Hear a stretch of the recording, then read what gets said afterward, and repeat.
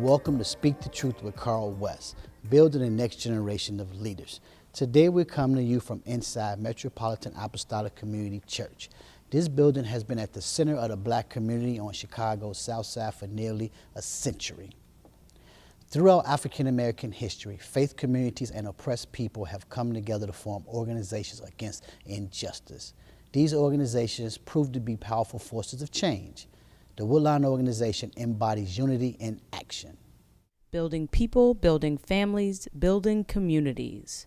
The Woodlawn Organization, or TWO, has worked to provide a voice for the people of Chicago's Woodlawn area. In 1960, the grassroots protest group known as the Temporary Woodlawn Organization was formed. TWO was organized to protest merchants who were taking advantage of the customers in Woodlawn. But the main reason was TWO's opposition to the expansion of the South Campus of the University of Chicago. Civil rights organizer Saul Alinsky founded TWO as a coalition of more than 100 neighborhood associations, churches, and civic organizations. Bishop Arthur Brazier, pastor of the Apostolic Church of God, first led the organization.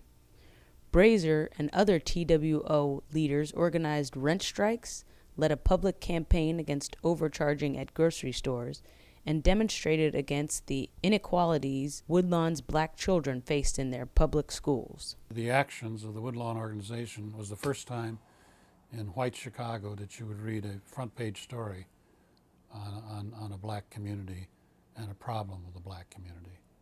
And TWO brought a face to white Chicagoans. But there was a group on the South Side that cared enough to fight for their rights and were tired of being dislocated in urban renewal. We're now joined by the Reverend Dr. Finney Jr. He is the current pastor of Metropolitan Apostolic Community Church and one of the early forces behind TWO. Welcome, Dr. Finney. Thank you very much, Carl. Tell us what was the early days of TWO like when you was one of the co-founders with Arthur Brazier and Saul Alinsky? Well, I think that, number one, let's set the record straight. I got here a little bit after the Woodlawn Organization was formed, but early enough to understand its foundational history. I was still in the Marine Corps when the organization was actually founded. However, shortly after I was discharged from the Marine Corps, I moved back into Woodlawn, and into East Woodlawn in particular. And TWO, or the Woodlawn Organization at that time, was a vibrant force in the community. The important thing, I believe, was that when you look at TWO in those days, it was born right at the same time the civil rights movement was taking off.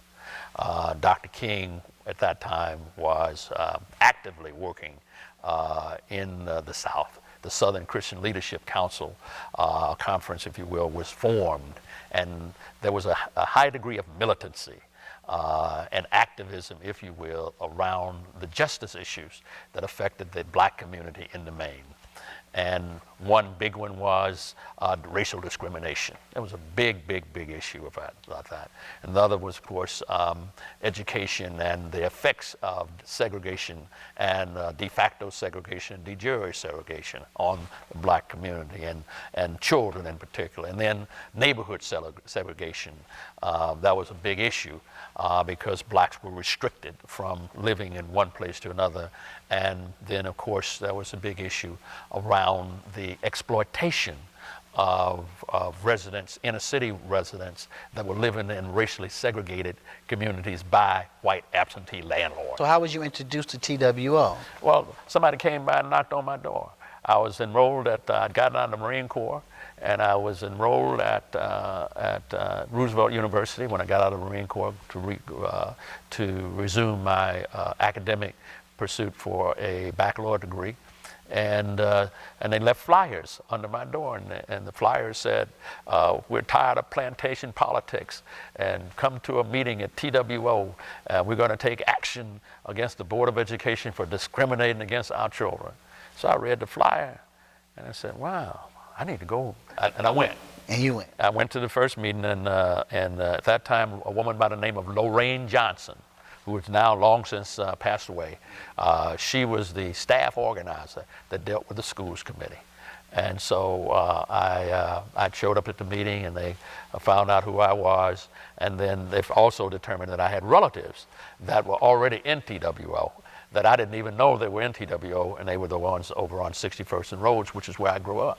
So anyway, I got actively involved in the schools committee and went on marches, but also got an opportunity to go door to door, knocking on doors, getting other residents in the community to be engaged in an organized protest against the Benjamin C. Willis, who was then the superintendent of public schools and had an effort to contain black children and keep them segregated and separated from the white schools, and that made our schools overcrowded. And he had something called the Willis wagons. We call it Willis wagons, which were just means of containing black folk and keeping them from integrating. So do you think that experience was life-changing for you? Yeah, of course it was. That early experience was like to get engaged was life-changing for me. It gave me an opportunity to do something, I think, that would help our people. And so I got involved, but did not intend ever to get involved to the level I did. I never intended to become an organizer. I always thought I would be an entrepreneur like my father and my grandfather, my great-grandfather. So I wasn't looking to be a social worker or a teacher. And so I told Alinsky that when I first met him. And so Sal Alinsky, being this organizer, yes, how influential was he on your life? Because you list him as one of your mentors. There's no question that Saul was a life changer. For me to meet and work with Saul Alinsky early on was a defining moment. There's no question about it. Because what made him so special? Well, because it was his approach. He was not, he believed in self-development. He believed in self-determination. Now, be mindful now, I'm coming from a family of business people that were in business and were farmers in Mississippi, and then later on came to Chicago to also be in business. So I come from an entrepreneurial sort of background. And so you knew structure. Yeah, which meant that if you're a business person, you're into organizing resources in order to provide some good or some service to somebody else. So it fit me because most business people are basically conservative. They believe in helping themselves, and they believe in working to build something for themselves, for the communities. But I say conservative because many instances it's hard to portray business people as liberals. And so Saul, I'm dropping these words because I know they're going to be provocative. Absolutely. But Saul was definitely had an appeal because he said, look, black people have got to make a decision themselves. He didn't come off as a do-gooder. You follow me? He came off as a guy who understood power. And when he talked to me about organizing resources and organizing money and organizing people to bring about change ourselves, that resonated with me because I didn't really believe in social work as a business or as a vocation. I believed in trying to do things for black people to help themselves. And so that appealed to me. And then to be able to say, well, we're going to have enough power to force white folk to deal with us fairly. And that fit in with, obviously, what Dr. King was doing across the Southland, the fact that he'd already been involved with the Montgomery boycott, where the blacks in Montgomery had used their economic power to force the racist white bus company to treat them fairly. Well, it kind of appealed to me. And so that meant that we could do something other than wait for white folk to deliver us. History has been written that Sal Alinsky was a troublemaker. And absolutely. It was labeled, the worst label that a person can have at that time was he was a communist. Yes, yes, yes. Are those fair assessments of him? Saul was a troublemaker, but he was not a communist. Okay. He believed firmly in the United States of America, and he resisted that, as well as, but see, at that time, Carl, anybody who shook the tree or rocked the boat was a troublemaker, sure. And thereby a communist. They accused Dr. King of being a communist. Absolutely. You follow me? Because he was rocking the boat. With an organization like TWO, right? I mean, there are a lot of organizations, social service organizations, community empowerment organizations. What are some of the major functions, one, of a TWO, and what are some of the challenges as you progress on to move this organization to the next mission? You get to appreciate the fact that organizations go through a life cycle. And the key thing is Every that 20 years, you think? 15 to 20 years, Yep. they have to reinvent themselves. Absolutely. And so we started out in protest. And we moved from protest to programs.